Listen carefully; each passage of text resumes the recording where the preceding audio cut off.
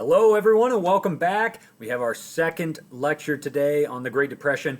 Today, we're going to be taking a look at two major industries in the United States that got hit really hard by the Great Depression, and that is the banking industry, which saw over hundreds of banks close their doors for good, and then also the farming industry. We're going to take a look at the impact the Great Depression had on agriculture, and they were in a really bad position because not only were the economics of the era affecting them, but there were also some natural disasters that were occurring at the exact same time. So it's going to be a relatively short lecture today, but as always, guys, please email me if you have any questions. So let's go ahead and get started with the lecture itself. I want to remind you all that we left off on this slide last time, but this is the recent events, and again, the first major event of the Great Depression is the stock market crash. And as we talked about, it did not cause the Great Depression. It was just a symptom that the Great Depression was coming, that something was wrong, that the nation and frankly the global economy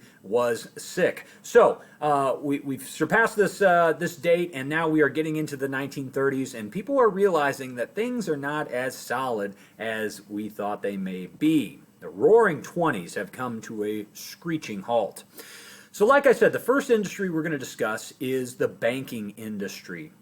Now, before I begin this, I want you to understand that in this period we're discussing, the 1930s, none of the safety valves are in place that we have today. For instance, if you go to the bank, you'll notice that usually like on the drive-through teller, there's usually a little sticker that says FDIC. And what that sticker means is that bank is insured by the government. If the bank were to burn down or get robbed or just close its doors, you as the customer would get your money back.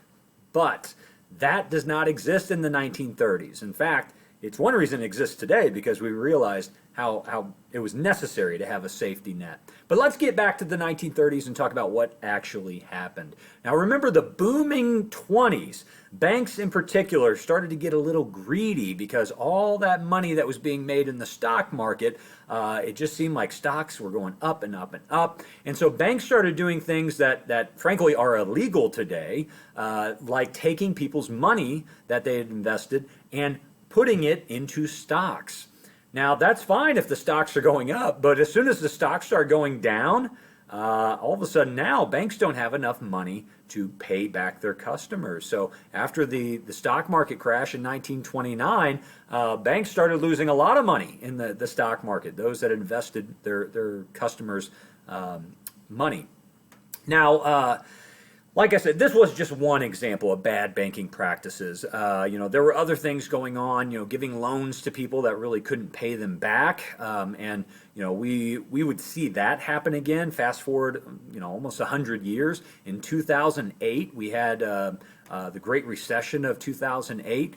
Also partly caused by the greed of the banks. They were giving loans to people that frankly couldn't even prove they even had a job, but yet they're giving hundreds of thousands of dollars a loan to people that frankly could not pay it back. And again, the greed of the banks led to the crash that happened in 2008, and same thing here. I'll talk about it at the end of this unit, but one interesting thing to note is that after the Great Depression, there were some regulations put in place to protect ourselves against those things from happening again. In the 1990s, a lot of those went away. So we'll talk about the impact that those had later on. Sometimes we don't remember our history, and it comes back to bite us. How banks often work, and one thing that if you were in class with me, I would draw a horrible diagram up on the board, but you think about how banks actually work. When you go to a bank and you give them a deposit, you give them, say, $100, do they take that money and do they run to the back and find, the shelf with your name on it and put it right there for safekeeping until you come back? No, of course not. Okay, what they do is they take that $100 and then they push it out in the form of loans. Okay, people go to banks to get loans to buy things like a house or a car. And so your money is basically used to finance those loans. Now the idea is the bank will make more money back from the interest on those loans, and then they share some of that interest with you. Now what ends up happening here in the 1930s is that those loans that go out, they never come back in. And so banks all of a sudden have lost all of their money, either in stocks or through bad loans. And what that means is that, first of all, there are less loans to give out to individuals. So, things like new businesses can't open up. But also, just the economy itself is slowing down. It's slowing down to a halt. And again, this is not just an American problem. This is happening all across the nation. Look at some of these numbers. By 1932, only 2 years into the Great Depression, you had about 10% of banks close their door. Now again, I began by talking about the insurance that we have on banks now. Your money is protected up to a certain amount. I think it's like $400,000. Well, good thing. I would hate to lose more than 400,000. No, just kidding. Anyways, at this time though, if your bank shut down, okay, let's say that Equity Bank up here off of a couple miles down the road. Let's say that you walked in and you were going to go grab your money, you were going to get it out of there and go invest it somewhere else. But when you walked up to the bank, there was a sign on the door that said "Closed for business," and we're not planning on reopening. You would say, "Where's my money?" And frankly, in 1932. Your money's gone. If that bank closed its doors forever, it's gone. Okay, there's nothing you can do about it. And so people lost their money, and frankly, they lose their faith in banks, and that's perhaps one of the biggest things.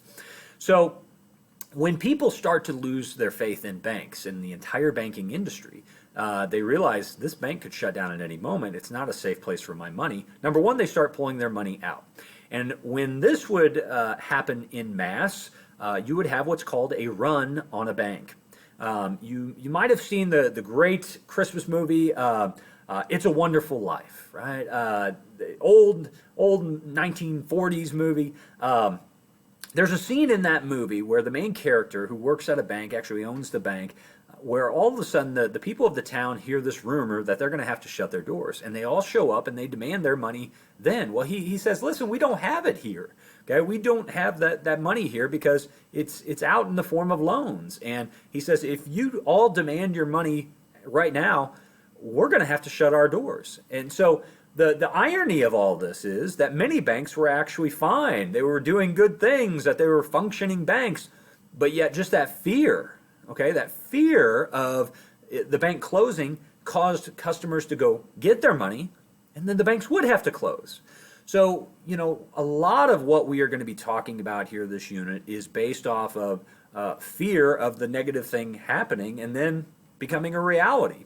I'm just going to allude to what's going to come here soon, and that is with the election of FDR, Franklin Delano Roosevelt. His inaugural address, and I will mention this later on, one of the most famous lines in American presidential history. He says, "The only thing we have to fear is fear itself." You maybe have heard that line, but never really thought about what it means. The only thing we have to fear is fear itself. Take this run on a bank, for example, right? Some of these banks were shutting down that were good banks. And it was the fear of the consumers that caused them to panic and pull their money out. And then the bank ended up closing, even though it had been a fine bank. Fear is a motivating factor. And frankly, when we become fearful, we tend to do the wrong thing, okay? For self-preservation. We see this repeated throughout history. When we become fearful of other people, of banks, whatever it may be, we take action, and sometimes we even give up our own rights. We'll talk about that later on. Number 2, Glass-Steagall. This was an act by Congress that created laws regulating how banks could use customers' money. And I was referring to this on the last page. This was put in place following the Great Depression to try and calm what had been happening with the banks, and basically saying that banks could not, invest their customers' money in the stock market. So this law regulated the banks. Some regulations good, okay? Over-regulation is bad, but these kind of laws help prevent corruption and greed of industries like the banks from, ruining everyday person's lives. What's interesting is in 1999, that law was repealed. And you can make a direct link that within 10 years, we had another similar situation in which the banks directly let us down a recession. So I mentioned that on the last slide, but it's very important to realize that sometimes these laws, these regulations put in place are to protect us. And just getting rid of regulation for the sake of getting rid of regulation is not necessarily a good thing in every scenario. Now let's move our attention towards the other half of our discussion today, and that is farmers. Okay, up until World War I, most Americans were farmers, even by this point. Okay, most people had land and were farmers. Although, yes, the Industrial Revolution was going on, a lot of people lived in cities, most people were still farmers. Now, during World War I was a tremendous turning point in American history. Even though we joined that war at the very end and only fought for the last year of it, more impact was actually made on the economic side, because as Europe is fighting one another, Americans are producing and were selling to Europeans, and that included farmers. World War I meant that a lot of money had come in as we become kind of the breadbasket of the world and we start shipping food over to Europe. Now, this has a couple of impacts on American farmers. Number one, they became a lot more profitable during that World War I period, so the 19 teens and 1920s. And what that meant, as they have a lot more money coming in, many farmers chose to invest that money in new inventions, things like plows and tractors that allowed them to cover a lot more ground than what they could before.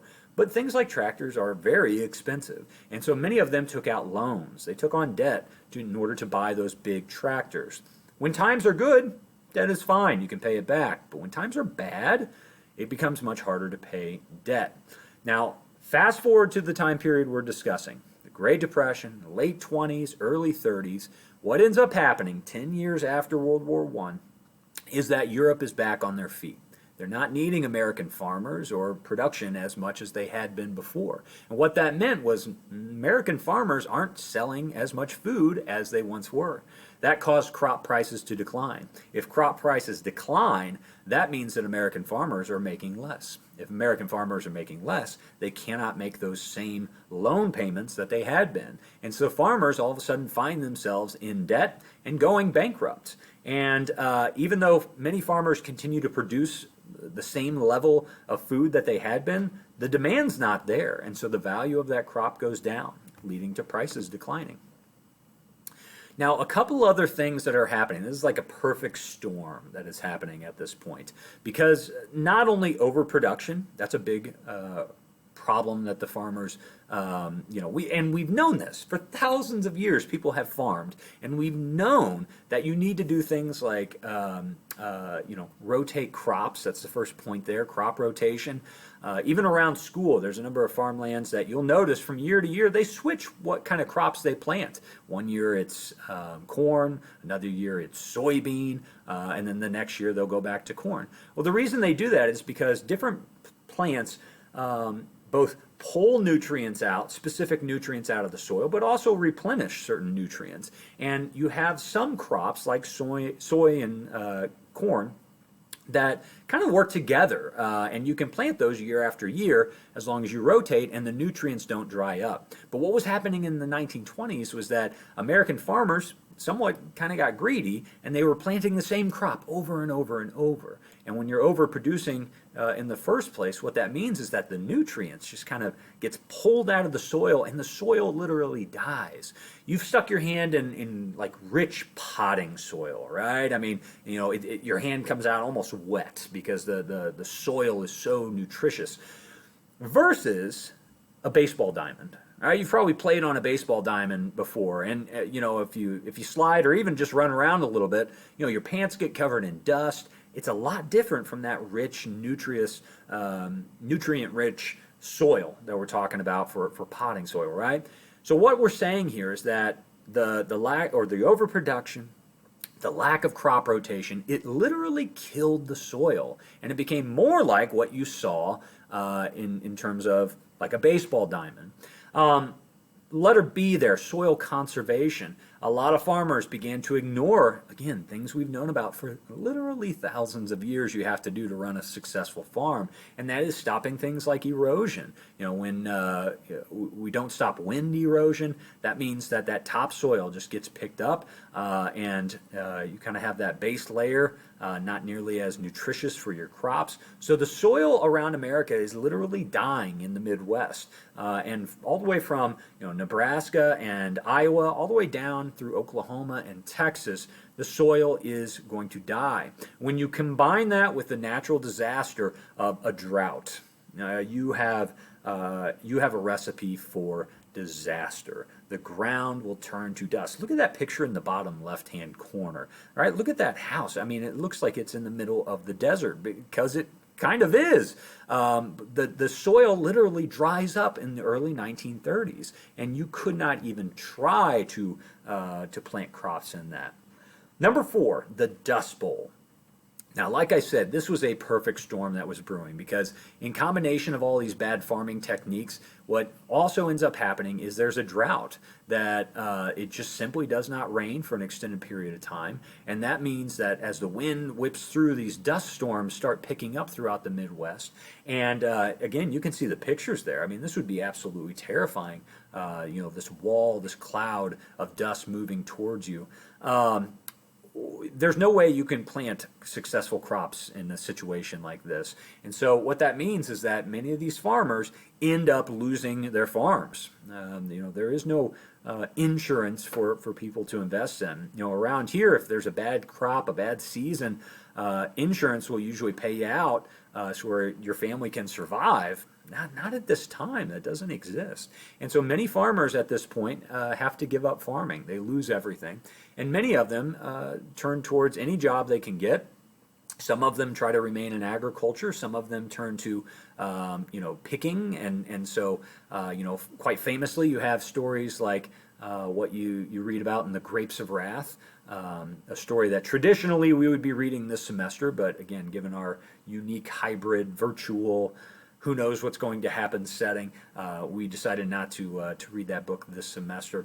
But that book tells the tale of the Jodes, a family from Oklahoma that loses everything and head out to California to try and find work and suffer along the way. So that was happening to literally thousands upon thousands of families. They were forced to try and find work, moving to California to do that. So, a lot of implications from that. And finally, the social effects. All of this, not only the loss of money, the banks closing, people losing their money, their life savings, even though you do everything right? You work hard at your job, you invest your money in a bank, which you think is safe, and yet forces, unbeknownst to you, take it all away. There's nothing you could have done differently and have known to do anything differently, but yet you still lose everything. Imagine how demoralizing that would be. The real fact is that things like suicide rates and admissions to mental institutions did rise quite a bit during this period, and this had a very real effect on people psychologically, and that's worthy of mentioning in our lecture here. But this does begin Americans' necessity of beginning to ration goods. I always tell the story in my classes that this is my grandparents' generation that lived through this. They were all children at this time, but many of which, and all my grandparents have passed on, and I miss them terribly, but wonderful people. I remember as a little boy, going over to their house, and there were some times that they would do things that I thought, that's just weird, right? We don't do that.